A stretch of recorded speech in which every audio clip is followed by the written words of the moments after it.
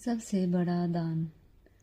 नीलकंठ ने बताया कि मनुष्य का सबसे उत्तम और श्रेष्ठ दान क्या है, जिसका फल उसे अवश्य ही मिलता है।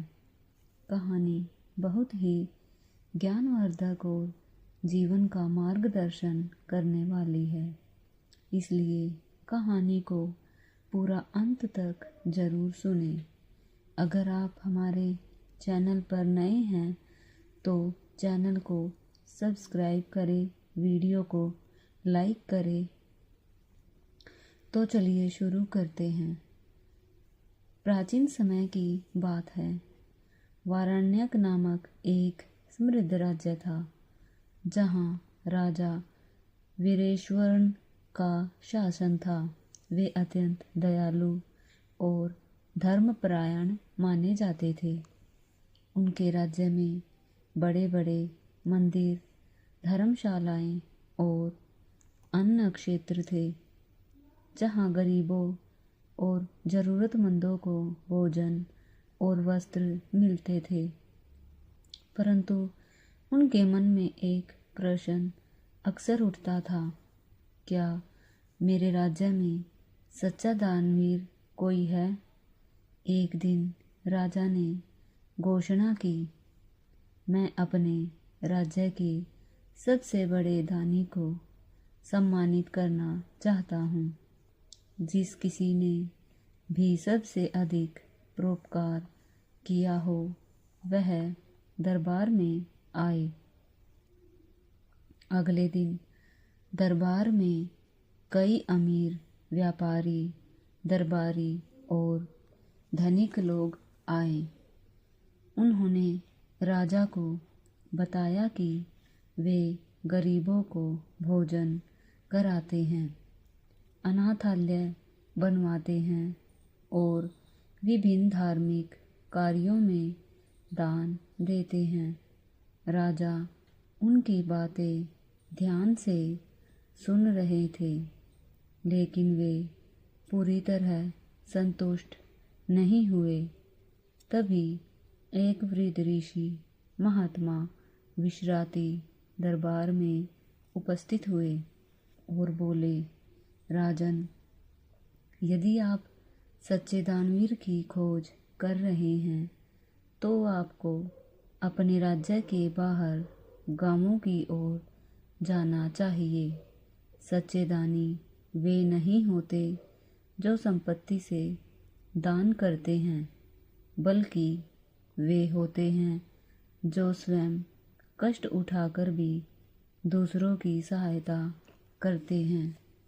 राजा ने ऋषि की बात मानी और अपने विश्वस्त मंत्री देवायन के साथ राज्य के दूरस्थ गांवों की यात्रा पर निकल पड़े। वे कई गांवों में गए और वहां के लोगों से उनकी कहानियां सुनी। कई लोगों ने बताया कि वे अपनी आय का कुछ भाग दान में देते हैं, लेकिन राजा को अब भी वह सच्चा दानी नहीं मिला जिसकी वह तलाश कर रहे थे। अंततः एक छोटे से गांव अंबिकापुर पहुँचे। वहाँ उन्होंने देखा कि एक निर्धन किसान, जिसका नाम ईशान था, अपने परिवार के साथ एक झोपड़ी में रहता था। उसके पास न ज़्यादा जमीन थी, न अधिक धन। फिर भी वह गांव के ज़रूरतमंदों की हर संभव सहायता करता था। राजा ने ईशान से पूछा, तुम्हारे पास तो बहुत कम संसाधन हैं, फिर भी तुम दान कैसे करते हो? ईशान ने मुस्कुराकर उत्तर दिया, महाराज, दान का अर्थ केवल धन देना नहीं होता। जब मेरे पास अनाज अधिक होता है तो मैं भूखों को खिलाता हूँ। जब अनाज कम होता है तब भी जो बन पड़ता है दूसरों से बांट लेता हूँ। जब कोई बीमार होता है तो मैं खेत का काम छोड़कर उसकी सेवा करता हूँ। जब किसी को सहारा चाहिए तो मैं अपने श्रम से उनकी सहायता करता हूँ। मेरे लिए दान का अर्थ है अपने पास जो भी है उसमें से दूसरों के साथ बांटना। राजा वीरेश्वरण ईशान की बातों से अत्यंत प्रभावित हुए। उन्होंने घोषणा की, ईशान ही मेरे राज्य के सच्चे दानवीर हैं, क्योंकि उन्होंने निस्वार्थ भाव से बिना किसी स्वार्थ के दूसरों की सहायता की है। सच्चा दान वही है जो बिना दिखावे और प्रत्याशा के किया जाए।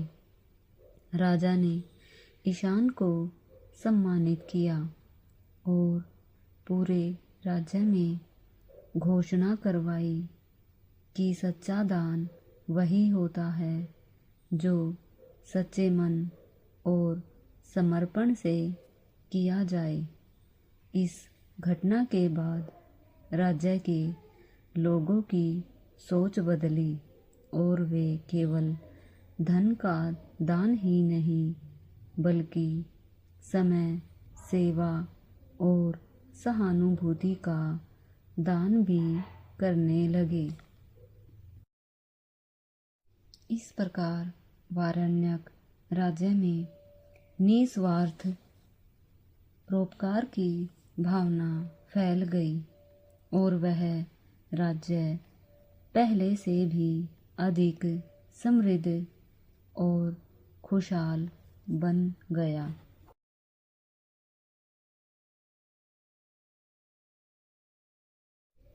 संदेश। साथियों, इस कहानी का सबसे बड़ा संदेश यही है कि सच्चा पुण्य त्याग और निस्वार्थ सेवा में निहित है। जो दान स्वार्थ से मुक्त होता है वही सबसे उत्तम और फलदायी होता है। हर मनुष्य को चाहिए कि वह अपनी सामर्थ्य के अनुसार दान पुण्य करे और ज़रूरतमंदों की सेवा में अपना योगदान दे। निस्वार्थ सेवा ही सच्चा धर्म है। जैसे पंछी के पानी पीने से नदी का जल नहीं घटता, वैसे ही सच्चे मन से किया गया दान कभी व्यर्थ नहीं जाता।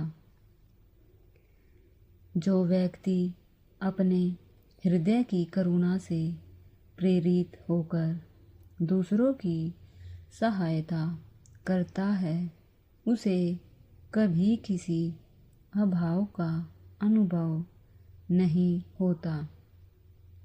प्रिय दर्शकों, हमें आशा है कि यह कहानी आपको प्रेरणा देगी और जीवन में सही मार्गदर्शन करेगी। यदि यह कथा आपके हृदय को छू गई हो तो इसे औरों तक पहुँचाएं ताकि यह संदेश अधिक से अधिक लोगों तक पहुँचे। अगली कहानी में फिर मिलेंगे। तब तक अपना ख्याल रखें और खुश रहें। धन्यवाद।